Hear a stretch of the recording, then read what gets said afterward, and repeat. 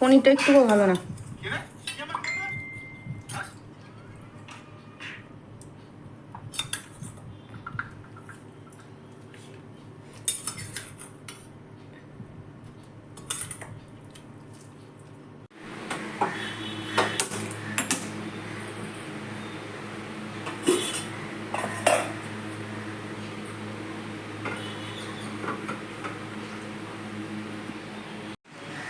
Good morning.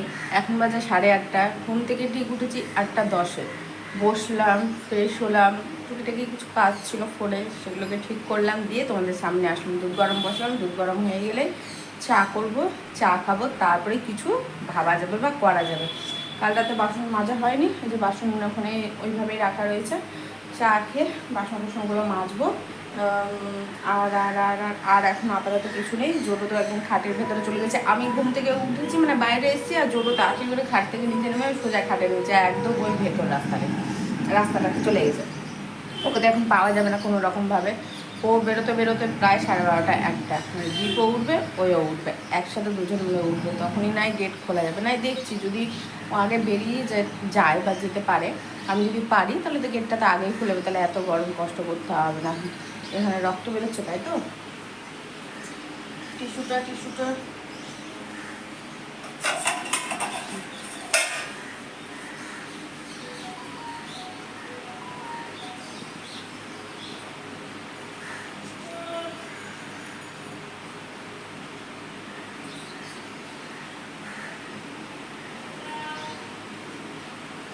ওই ওখানে একটা তোমার ফুসকুড়ির মতো হয়েছিল, নিজের নোকেই লাগলো, মানে আমিও ভুলে গেছি এখানে ব্যথা করছে, আমিও ভুলে গেছি, ব্যাস। তো মুছলাম, ওটাকে মুছে আমি ক্যামেরাটা অন করে তোমাদের সামনে আসলাম, রক্ত যাই হোক অসুবিধা নেই।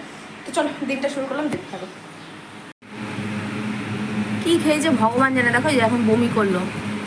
খাবার খাই তখন খাবার খাই না, আর এসব কি উল্টাপাল্টা জিনিস খাই কে জানে। এই যে বাবু বেরোলো, দিয়ে এখন আমি গলায় শিকলটা দিলাম। কী খেয়েছো তুমি নোংরা জিনিস? কখন খেয়েছো তুমি? ঘরে তো এরকম কোনো নোংরা কিছু পড়ে থাকে না। কখন খেয়েছো? ছি ছি ছি ছি ছি ছি। খাবার খাই না আমি, খাবার খাওয়ালে আর নোংরা জিনিস খাই।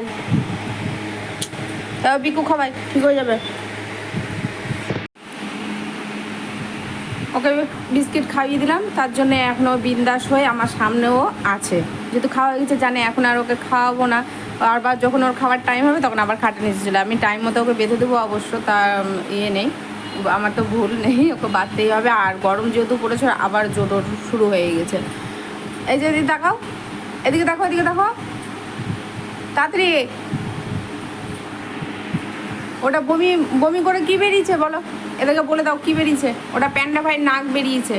সেই কবে প্যান্ডা ভাই গচ্ছতে চলে গেছে, এখন জোরে মানে সেলাই করে জোড়া তালি দিয়ে আমি রেখেছি।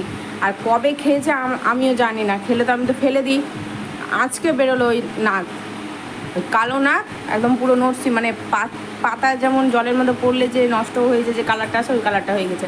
এইভাবে যদি জিনিস খেতে থাকে কখন ইনফেকশন হয়ে যাবে তো পেটের ভিতরে, আর আমি কিছু করতেও পারবো না, মানে আমার কিছু করার ক্ষমতাই নেই।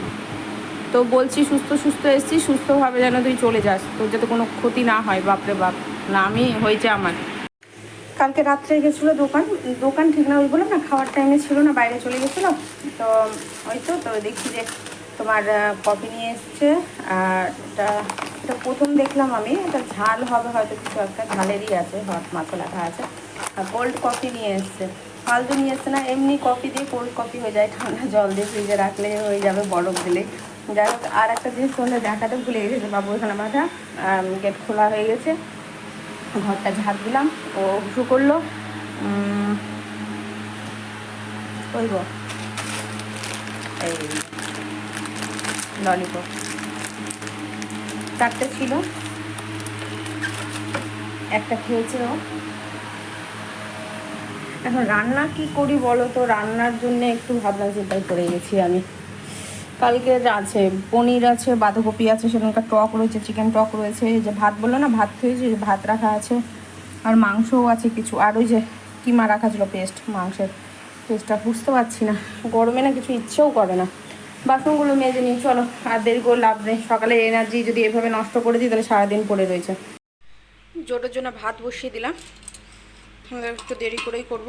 আর ওদিকে বাটিটা চেঞ্জ করলাম, দুধের বাটিটা, তো হাঁড়িটাতে যদি একবার ভাত বলছি দুধটা গরম বসিয়ে দিই, বাই চান্স পরে যদি ফেটে যায় আবার রেখে দিলে, তো একবার আবার গরম বসিয়ে দিলাম। আর এই যে আমি অল্প একটু চাল ভিজিয়েছি, সমস্ত খাবার বার করলাম ফ্রিজ থেকে। এতে মশলা আছে, আর এই যে চিকেন পেস্ট, পনিরটা একদমই ভালো ছিল না, একদম বাজে। আমি রাতেও খাই না, জোরও খেলো না। তার মানেটা কি, রাতে দিলাম জোটোকে, দেখলাম তাও খেলো না, দিয়ে আলাদাভাবে তো ডাল সেদ্ধ করা হয়েছিল ওর জন্যে, দিয়ে খাইয়ে দিলাম। সে দেখি এখান থেকে একটা মুখে দিয়ে দিয়েছি, একবারে বাজে খেতে। আর কালকে বাঁধাকপির তরকারি, আর সেই টক, আর এখানে কিছু মাংস রয়েছে, এই যে পিস আছে তাও জানি না, আলু তো দেওয়া ছিল না সেদিন। এই বেলাটা হয়ে যাবে, অসুবিধা নেই। আর এখানে দেখো ডিম সিদ্ধ বসে, 4টে ডিম ছিল, এই ডিমটা দেখছি ফাটা, এখন রাখবো কি করবো, তাতে থাক দিয়ে দিই, যা পাওয়া যাবে, তো আর রাখা যাবে না। 4টে ছিল, 4টে সেদ্ধ করে নিচ্ছি। জোটোকে ডিম সেদ্ধ দিয়ে ভাত খাই দেবো, জোটোর ভাত বসে গেছে। আর ভাত এই কটা ভাত রয়েছে, চাল অল্প করেই নিয়েছি এখানে। কোনো দিনও ভগবানের দর্শন পাওয়া যায় না, আর যায়নি, তো আজ আমি দর্শন পেয়েছি। কোন ভগবানের দর্শন অবশ্যই বলছি যে আমরা পাইনি, তুমি কি করে ভগবানের দর্শন পেলে। এই যে সিটি, আমার প্রেশার কুকারে কোনো দিনও সিটি পড়ে না, আজকে আবার বাবু সিটি পড়েছে, একদম ঝেড়ে উঠে একটা সিটি পড়েছে। যখনই সিটি পড়েছে এই যে অবস্থা, পুরোটা একদম ঘিমিয়ে গেছে, জলময়। ফেনা একটা আঠা দেখবে, সঙ্গে সঙ্গে না মুছলে এটা বসে যাবে, পরে পরিষ্কার করতে কষ্ট হবে। তো সিটির কথা বলছি, আজকে কোন ভাগ্যে কত জন্মের পর সিটিটা পড়েছে। তো যাই হোক, আমি গ্যাসটা সাথে মুছে নিলাম, না পরে না খুবই অসুবিধে হয়ে যায়, শুকিয়ে গেলে উঠতে চায় না। আর এই গ্যাস বিমারি তো আমার তো রয়েছে, গ্যাসটা কবে যে ঠিক করব তার নেই ঠিক, মানে আমাকেই উঠে পড়ে লাগতে হবে, তার আগে এটা ঠিক হবে না, এইভাবে পড়ে থাকবে। ভাতের জল বসিয়ে দিলাম, ডিম সেদ্ধও হয়ে গেছে, গ্যাসটা বন্ধ করে দিয়েছি। এদিকে জোটোর খাবারটা আমি ঠান্ডা করে নিয়েছি, আলু সেদ্ধ দিয়ে ডাল দিয়ে ভাজি বসিয়েছিলাম, সেটাই এখন একটু 1 চিমটি লবণ 1 চিমটি তেল দিয়েছি, দিয়ে ভালো করে এখন ভাতটাকে মাখিয়ে নিয়ে ঠান্ডা করতে দিচ্ছি। বাটিতে নিলাম না, বাটিতে নিলে ঠান্ডা হতে অনেকক্ষণ সময় লাগে, তো থালাতে নিলে কী হয়, ঠান্ডাটা খুব তাড়াতাড়ি হয়ে যায়। আর এদিকে আমি কি করব, গোটা রসুন দেখতে পাচ্ছ, দেখো অবশ্যই জানতে পারবে না, রসুনগুলো ইচ্ছে করেই থ্যাতা করলাম না, ইচ্ছে করেই যে থাক গোটা রসুনই দেবো। তো হালকা একটু ভেজে নিয়েছি রসুনটা, তারপরেই দিয়ে দিলাম আমি পেঁয়াজটাও বেশি ভাজবো না, একবারে হালকা ভাজবো। আর ছোটো করে কেটে দেওয়ার একটাই কারণ, মশলাটা যখন পড়বে তখন গ্রেভিটা খুব সুন্দরভাবে তৈরি হবে। তো চলো, এদিকে আমার রান্নাবান্না সমস্ত কিছু কমপ্লিট হয়ে গেছি। ওটা করেছিলাম আমি পনির, আর এদিকে একটা মুভি দেখছি আর কাজ করছি। তো এদিকে আমার রান্নাবান্না সমস্ত কিছু রেডি হয়ে গেছে। এটা আমি টক করে নিয়েছি লেবু চিপে, বাকিতে কিছুই ছিল না দেখতে পেলে। আর চা করলাম, ছোট্ট করে একটু টুকে দিয়ে নিলাম প্রথমে, নাহলে তো বোঝা যাবে না যে কোথায় রাখছি আর কোথায় কী করছি। তো বাসনটা মেজে শরীরে এনার্জিকে বার করি, নাহলে সকালবেলা তো বুঝতেই পারছো এখন পর্যন্ত চাটা খাইনি। চা খাবো ভালো, যে বাসনটা মেজে নিই, তারপরে দুধটা গরম হয়ে গেছে, অসুবিধা নেই। তাহলে এমনি কালকে মনে করে ফ্রিজে রাখা ছিল দুধটা, তো বাসন কটা মেজে নিই, তো আমি একটু চা খাবো, বসবো, আরাম করবো। কেননা মানে এই বাসন মাজতে বসে যে গরম, তোমাদেরকে এই সকালবেলায় যদি এত গরম পড়ে, 8টার সময় ঘুম থেকে উঠেছি, সারাদিন পড়েই রয়েছে ওই চৈত্র মাসে এত গরম, বাকি গরমগুলো তাহলে কি যাবে, মানে ওটাই ভাবছি। তাহলে তো মানুষ তো এমনি মনে হয় জ্বলে পুড়ে ছাই হয়ে যাবে, যা অবস্থা দিনখানে। আর খবরে তো দেখাচ্ছে নাকি বলে আরও গরম পড়বে, এবার নাকি 50-56তেও ওঠার চান্স রয়েছে, কে জানে রে বাবা। কোনো সময় খবর সত্যি হয়, কোনো সময় খবর মিথ্যা হয়, কোনো সময় বিশ্বাস করি, আবার কোনো সময় বিশ্বাস করি না, যে অনেক কিছু না ভাউতা দেখায়।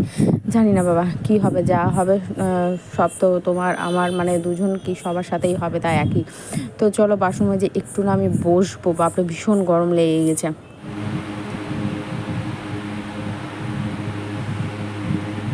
ওয়াল ফ্যানটা চলছে, এই ওয়াল ফ্যানের সামনে এসে বসে গেছি, ভীষণভাবে গরম লাগছে। চা বসিয়ে দিয়ে এসে চুপচাপ বসে পড়লাম, যে বাপরে আর পাচ্ছি না, একটু বসি, তারপরে দেখা যাচ্ছে যে কি করা যায়।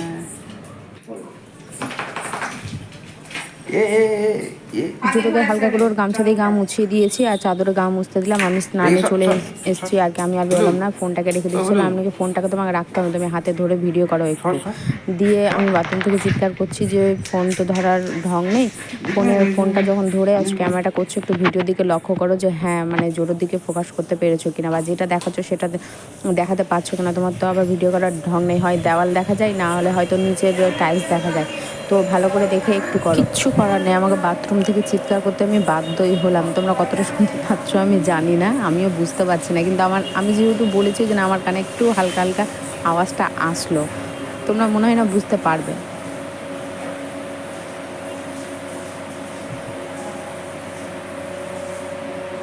তো বলুন আপনাকে কেমন লাগছে স্নান করে? আপনার কেমন লাগছে স্নান করে? এই যে বলু, আপনার কেমন লাগছে স্নান করে? কেমন লাগছে আপনার স্নান করে? ভালো না খুবই ভালো?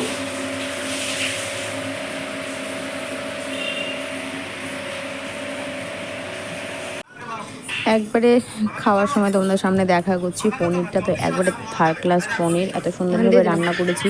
মশলাটা খেতে এত সুন্দর লাগছে, কিন্তু পনিরটা একটু খেতে ভালো লাগছে না। ও ডিম সেদ্ধ খেলো না, বলে যে ভাতে খাবো, তো ওর ডিম সেদ্ধটাও দিয়ে দিয়েছি।